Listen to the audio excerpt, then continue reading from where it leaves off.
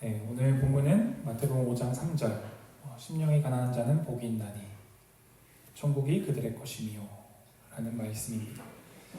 우리 산상순이라고 너무나도 유명한 말씀으로 예수님께서 가르치시기 시작하시면서 제자들에게 말씀하시는 말씀입니다. 심령이 가난한 자는 복이 있나니, 심령이 가난하다 할 때 이 가난은 완전한 절대적인 가난입니다. 파산한 상태, 마치 아무것도 할 수 없는 존재라서 구걸해야 하는 존재인 것처럼 심령이 가난한 자, 마음이 가난한 자가 된 것을 말하는 것입니다. 여러분은 가난해 보신 적 있으신가요?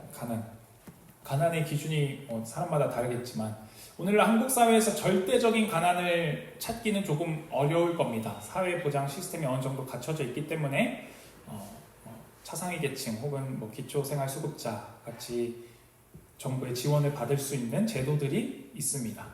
그래서 정말 아무것도 가진 게 없으면 기초생활수급자가 되어서 어느 정도의 도움은 얻을 수 있습니다. 그러나 이것은 가난한 것이긴 합니다. 왜냐하면 제가 기초생활수급자 생활을 해봤기 때문입니다. 네, 제가 어렸을 때는 기초생활수급자였는데 가난하다는 것은 참 불행합니다. 왜냐하면 현대사회에서는 비교하며 살아가고 나의 위치를 비교하면서 생각하고 판단하기 때문입니다. 아무리 신앙인이라고 해도 사회의 영향을 받지 않을 수 없을 터이니 우리도 누군가와 자꾸 비교하기만 합니다. 그때 우리가 찾아야 될 것은 나의 존재가 무엇인지, 나의 공급자는 누구이신지, 나의 아버지는 누구이신지를 찾아야 합니다. 심령이 가난한 자를 묵상할 때 저는 요즘에 이음이를 생각했습니다. 네, 이음이. 제 이제 둘째가 태어났습니다. 딸이 태어났는데 오늘 12일, 13일 아마 그 정도 된 것 같아요. 정말 아무것도 혼자 할 수 있는 게 없습니다. 네, 우는 거 말고는 할 수 있는 게 없어요. 배고프면 울어야 됩니다. 네, 어디 아프면 울어야 됩니다.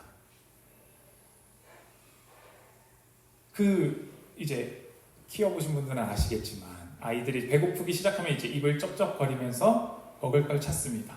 그래도 먹을 게 주어지지 않으면 울기 시작합니다. 그래도 안 주면 거의 악을 쓰면서 울기 시작합니다. 이제 그때를 놓쳤을 때 아이가 그렇게 울기 시작하면 부모의 마음이 이제 애가 탄다라는 표현이 적절한데 애가 타기 시작합니다. 심령이 가난한 상태는 그런 상태인 것 같습니다. 할 수 있는 게 없는 겁니다. 파산한 상태. 내가 이룰 수 있는 게 없고 내가 나 자신을 지킬 수 없고 심지어는 내가 나의 필요한 공급, 음식을 먹을 수도 없는 상태.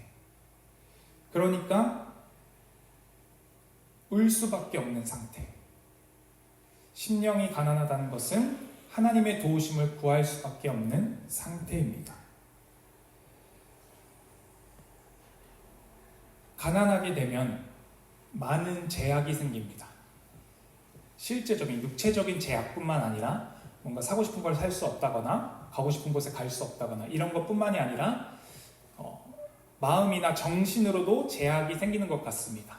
좀 더 여유 있었다면 할 수 있었을 것이라고 생각할 것들을 차마 생각하지 못하는 어떤 틀에 갇힌 사고에 갇히기 쉽습니다. 심령이 가난한 자는 마치 그런 것과 같습니다. 내가 할 수 있는 것이 없다는 것을 아는 것입니다. 내가 갈 수 있는 곳이 없다는 것, 내가 생각하는 것의 한계가 이만큼이라는 것을 깨닫는 것입니다. 그래서 예수님은 이 심령이 가난한 자가 복이 있다라고 말씀하고 있습니다. 왜 부유한 자가 아니라 가난한 자가 복이 있습니까? 왜 가난한 자가 되어야 하는 겁니까? 가난한 자가 된다는 것은 우리의 마음이 하나님을 의지하고자 힘쓰는 자가 된다는 것입니다. 하나님만을 의지하는 자, 하나님의 도우심을 구하는 자, 그들에게 복이 있습니다. 그 복은 하나님의 나라가 우리의 것이 되는 것입니다. 마태복음에서는 천국이라고 표현했기 때문에 우리 천국에 대해서 여러 번 나누었습니다. 천국이 곧 하나님 나라이다. 하나님이라는 단어를 쓰기 꺼려하던 유대인들을 향한 메시지였던 이 마태복음에서는 하나님 나라라는 단어는 몇 번 나오지 않고 천국이라는 단어, 그 하늘나라라는 단어로 치환해서 계속해서 나옵니다. 곧 하늘나라, 천국은 하나님 나라입니다. 하나님 나라는 곧 하나님의 다스리심, 하나님의 통치하심이라고 나누었습니다. 하나님을 전적으로 의지하는 자, 심령이 가난한 자가 되어서 더 이상의 방법이 없는 그때에 하나님을 의지하는 자에게 하나님의 나라가 임합니다. 하나님의 나라가 그들의 것이 됩니다. 오늘 본문에서 천국이 그들의 것이미요 라고 말하고 있습니다. 그들의 것이미요 라는 단어는 현재형 동사입니다. 미래형 동사가 아니라 현재형 동사입니다. 미래의 그 천국을 받을 것이다, 천국에 들어갈 것이다 라는 약속을 하시는 것이 아니라 천국이 너희에게 임했다 라고 말씀하시는 것입니다. 예수님과 함께하는 그 시간이 곧 천국입니다. 예수님과 함께하는 그 시간이 곧 하나님의 나라의 삶을 사는 시간입니다. 우리는 이 심령이 가난한 자가 되어야 하는 것입니다.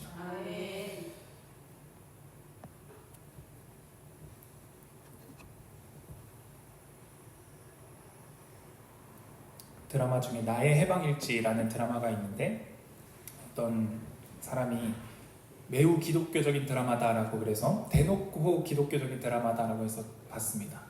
근데 거기에 이런 대사가 있어요. 주인공이 이런 대사를 합니다. 죽어서 가는 천국 따위 필요 없어.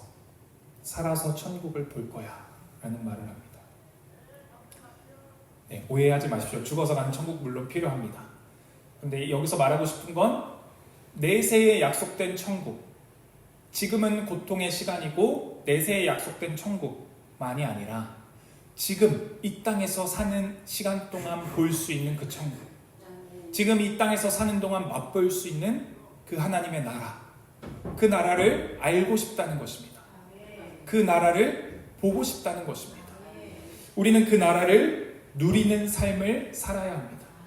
이미 임한 그 나라, 하나님께서 예수 그리스도를 통해서 우리에게 허락하신 그 나라, 우리에게 약속된 그 나라, 죽어서 갈 그 나라뿐만 아니라 이 땅에서 지금의 삶이 내가 원하는 대로 풀리지 않을지는 모르겠지만, 내가 바라는 일들만이 이루어지지 않을지는 모르겠지만 그 속에서 이루어지는 하나님의 나라가 무엇인지를 우리가 알아야 합니다. 그러기 위해서는 심령이 가난한 자가 되어야 합니다. 심령이 가난한 자의 삶을 살고 계십니까? 아니면 다른 그 무엇에 의지하는 삶을 살고 계십니까? 의지할 만한 재물이 있으십니까? 혹은 물려받을 유산이 있어서 좀 넉넉하십니까? 아니면 그것들이, 혹시 그런 것들이 있을지라도 그것이 나의 의지가 될 수 없고 그것이 나의 구원이 될 수 없음을 깨닫는 시간을 지나와서 이제는 하나님만을 의지하고 계십니까?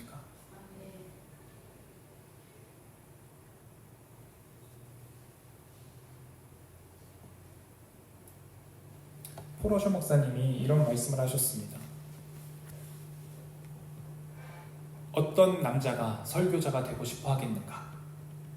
설교자는 매번 실패할 뿐인데.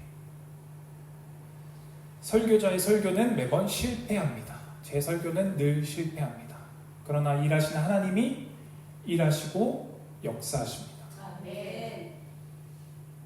그 하나님을 우리가 의지해야 합니다.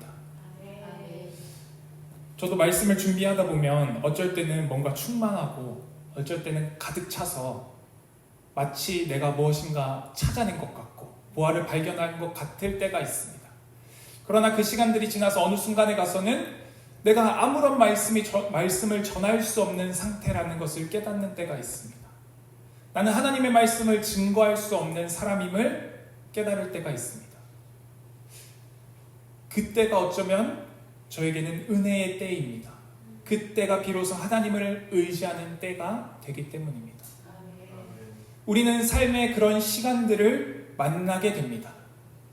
나를 의지해서 내가 할 수 있는 것처럼 살았던 그 시간들을 지나서 하나님의 은혜로서는 마치 모든 것이 잘 이루어지는 것 같은 시간들을 지나서 내 힘으로 어찌할 수 없고 심지어는 하나님마저도 나를 도우시지 않는 것처럼 느껴지는 시간들을 통해서 하나님을 의지하는 법을 배우기도 합니다. 사실 성경의 수많은 인물들, 그들의 이야기가 이런 이야기들입니다. 자신이 의지했던 것을 더 이상 의지할 수 없는 순간이 오거나 혹은 심령이 가난한 상태가 되어서 하나님만을 의지할 수밖에 없게 되는 상황 가운데 놓여지는 이야기들이 있습니다. 오늘은 두 인물에 대해서 좀 생각해 보려고 합니다. 한 명은 야곱이고 한 명은 그의 아들 중에 하나인 요셉입니다. 야곱은 하나님께 태에서부터 어머니의 모태 속에 있을 때부터 큰 자가 작은 자를 섬길 것이다 라는 약속이 주어진 자였습니다. 그런데 야곱의 이름은 발 뒤꿈치를 잡는 자입니다. 야곱이라는 이름의 뜻, 발 뒤꿈치를 잡는 자. 우리말로 조금 의역하자면 소매치기 같은 겁니다. 자신이 자신의 삶을 정당한 방법으로 채울 수가 없는 겁니다. 그래서 속이고 빼앗고 다툼하며 자신의 것을 채우고자 합니다. 그래서 장자의 명분도 속여서 얻습니다. 아버지를 속이고 형을 속입니다. 그리고는 생명을 부지하고자 삼촌 라반 집에 도망가서 자신이 했던 것처럼 삼촌 라반에게 당합니다. 속임당해서 20년간을 봉사합니다. 그 20년간 하나님께서 도우셔서 야곱은 거부가 되었습니다. 라반에게 축복받아서 떠나오는 것이 아니라 도망치듯 도망쳐서 라반의 집을 떠나 하나님의 약속의 땅인 그곳으로 돌아가고자 합니다. 그러고는 창세기 32장에 가서는 그가 하나님께 이런 약속을 다시 한번 받습니다. 창세기 32장 12절의 말씀입니다. 주께서 말씀하시기를 내가 반드시 내게 은혜를 베풀어 내 씨로 바다에 셀 수 없는 모래와 같이 많게 하리라 하셨나이다. 하나님의 은혜를 다시금 기억합니다. 하나님의 약속을 다시금 기억합니다. 왜 이 말을 기억하냐면 야곱은 이제 형 에서가 있는 땅으로 돌아가야 되는 것입니다. 그런데 자신이 장자의 명분을 빼앗았으니 에서가 자신을 죽일까봐 두렵습니다. 그래서 그가 선택한 방법은 자신이 모은 재물을 형 에서에게 조금씩 떼어서 계속 보내는 것입니다. 그리고 나서 형이 마음을 풀어서 자신을 만나면 자신의 목숨을 건질 수 있지 않을까, 부지할 수 있지 않을까 꾀를 냅니다. 그러고는 나서는 약복 나루에서 가족들을 먼저 건너가게 합니다. 그리고는 자신은 맨 뒤에 섭니다. 에서가 이 무리를 치고 올라오면 자신이 맨 뒤에서 살아남는 자가 될 것입니다. 그곳에서 야곱이 씨름합니다. 하나님과 씨름합니다. 그리고 거기서 하나님과 씨름해서 겨루어 이기고 그의 이름이 바뀝니다. 야곱의 이름이 바뀌는 순간이 20년의 세월이 지나서 형의 장자권을 빼앗고 삼촌에게 속아서 봉사하다가 이제 거부가 되어서 형이 거하고 있는 땅으로 돌아가고자 할 때 그 앞에 서서 두려워하는 때에 비로소 이름이 바뀝니다. 그 이름이 이스라엘입니다. 이스라엘은 하나님과 겨루어 이기었다는 뜻이기도 하고 하나님의 다스리심을 받는 자라는 뜻이기도 합니다.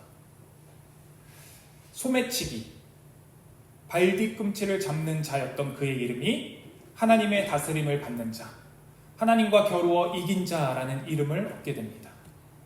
박영선 목사님은 이 이스라엘이라는 이름을 이렇게 번역하십니다. 너는 더 이상 고아가 아니다. 너의 필요를 누군가를 속이거나 빼앗아서 채울 자가 아니다. 하나님의 다스리심으로 말미암아 하나님이 너의 부모가 됐고 보호자가 되었다. 이제는 하나님께서 내가 너를 채우겠다라고 약속해 주시며 이름을 바꿔주셨다라고 말씀하십니다. 이제는 야곱이 자신의 힘을 의지할 필요가 없습니다. 거짓을 의지할 필요가 없습니다. 다른 무엇 때문에 염려할 필요도 없습니다.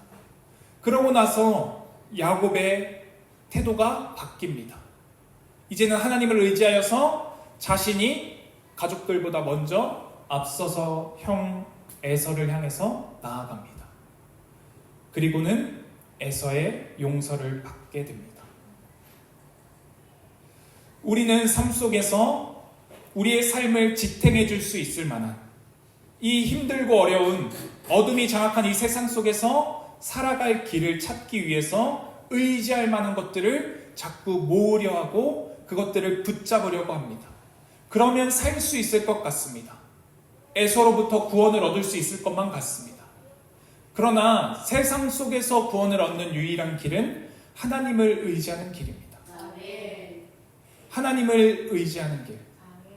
더 이상 내가 할 수 없는 그때에 하나님 나를 책임져 주십시오라고 씨름하던 야곱에게 하나님은 이스라엘이라는 이름을 주십니다. 나의 다스림 아래로 들어와라. 나와 겨루어 이겼다는 것은 나의 통치 안으로 들어온다는 것이다. 내가 너의 부모가 되어서 내가 너를 책임지겠다라는 것입니다. 자녀가 울면 부모가 반응합니다. 우리가 심령이 가난한 자가 된다는 것은 하나님의 반응을 이끌어내는 길이기도 합니다. 이 이끌어낸다는 것이 불경스러운 단어이긴 하지만 우리가 하나님의 어떤 것을 이끌어내는 것은 아니지만 하나님이 우리에게 반응하신다는 것입니다. 그러한 삶 속에서 우리는 내가 내 삶을 책임지는 것이 아니라 하나님이 나의 삶을 책임지시는구나. 하나님을 의지할 때 살아갈 수 있구나를 배울 수 있습니다. 그리고 또 한 사람 요셉의 삶이 있습니다. 하나님은 때로는 하나님만을 의지하도록 우리가 원하지 않는 상황 속으로 우리를 밀어 넣으시거나 혹은 그것을 허락하실 때가 있습니다. 요셉의 삶이 그러했습니다. 요셉이 총리가 되고자 애굽의 총리가 되고자 능동적으로 행한 것은 없습니다. 그의 삶은 수동태였다라고 말씀하시는 분이 계십니다. 그의 삶은 수동적이었습니다. 능동적으로 총리가 되기 위해서 계획하고 그 짜여진 계획대로 차근차근 올라간 것은 없습니다. 그는 단지 하나님께서 계시해 주신 꿈을 꾸었을 뿐입니다. 11곡식단이 자신의 곡식단에게 절하는 꿈, 11별과 해와 달이 자신에게 절하는 꿈. 이 꿈이 형제들과 또 부모님이 자신에게 절하는 꿈이라는 것을 알게 되었습니다. 그리고 나서 그는 그 꿈을 가지고 있었을 뿐입니다. 어쩌면 이후에는 그 꿈을 잃어버렸는지도 모릅니다. 왜냐하면 그의 삶이 그가 원하는 대로 이루어지지 않았기 때문입니다. 그의 삶은 마치 망하는 길에 있는 것 같습니다. 그가 총리가 되기 전까지는 계속해서 떨어지는 것 같습니다.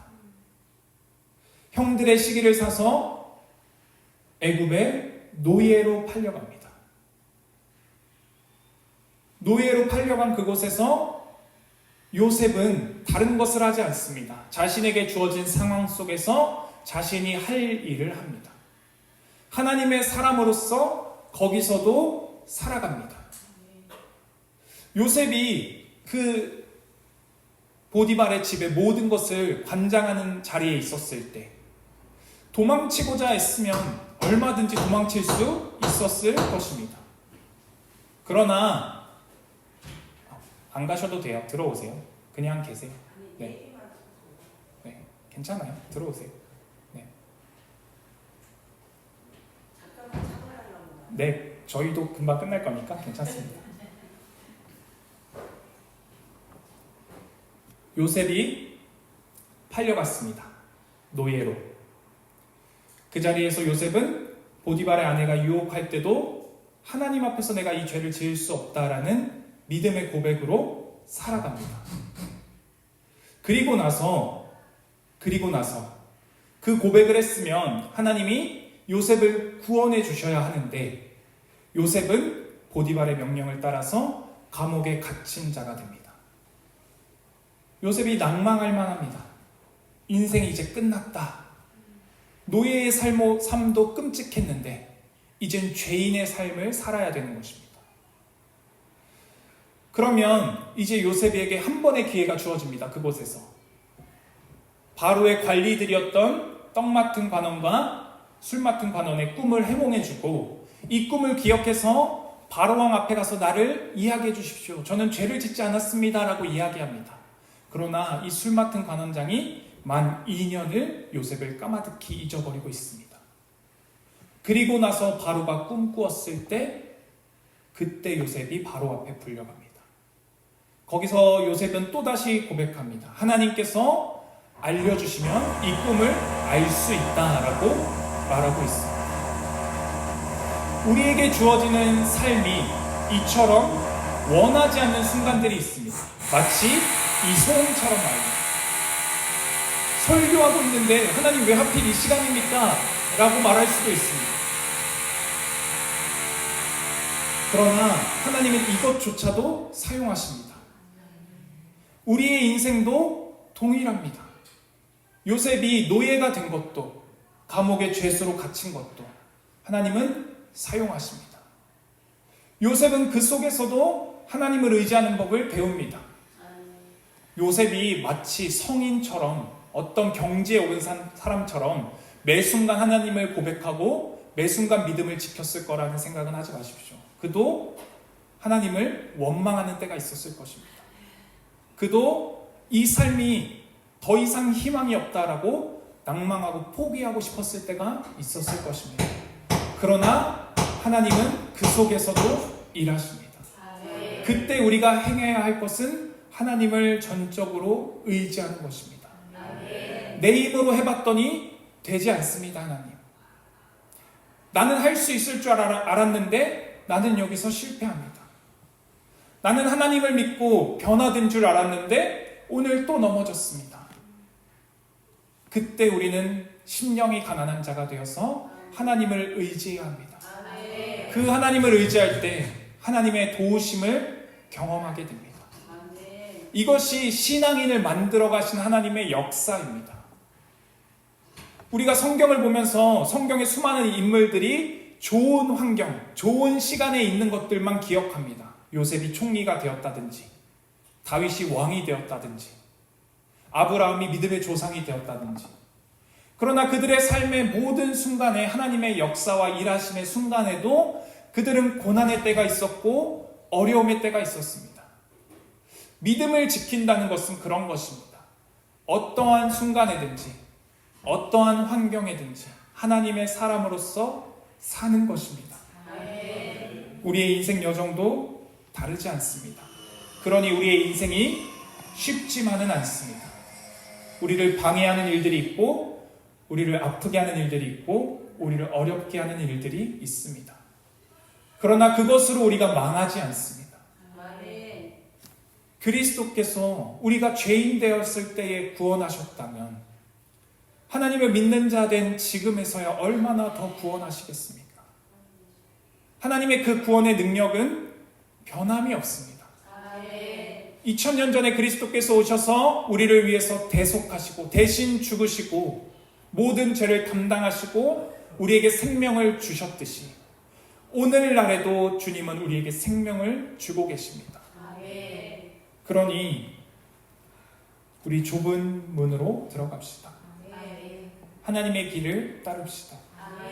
그것은 내가 원하는 것이 아닐 때가 더 많을 것입니다.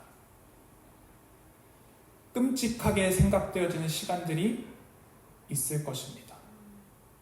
그러나 그것이 망하는 길이 아니라 하나님께서 우리를 만들어 가시는 길, 참된 영광으로 부르시는 길, 신앙인이 어떠한 삶을 살 수 있는지를 드러낼 수 있는 기회를 주시는 것임을 깨닫고 그 삶을 아름답게 살아나가는 우리 모두가 되기를 바랍니다. 기도드리겠습니다. 하나님, 우리는 실수하고 우리는 넘어집니다. 혹은 나는 잘했는데 죄악에 물든 세상 때문에